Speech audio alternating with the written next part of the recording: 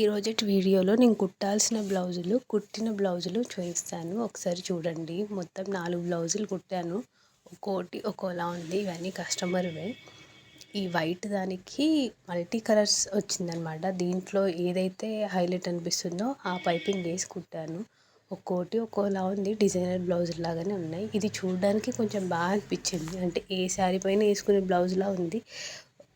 బాగుంది. ప్లెయిన్ శారీస్ పైకి అయితే చాలా బాగుంటుంది అనిపించింది నాకు. ఇది వేరే వాళ్ళది. దీనికి ఇలా వైలెట్ కలర్ పైపింగ్తో కుట్టాను.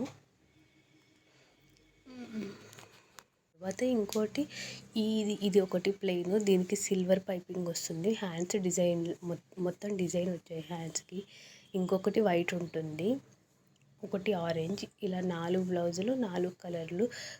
వీటి ప్రతి ఒక్క బ్లౌజ్కి పైపింగ్ పెట్టానమాట. ఒకవేళ కలర్ ఏది లేకపోయినా సెల్ఫ్ అయినా సరే పైపింగ్ కంపల్సరీ.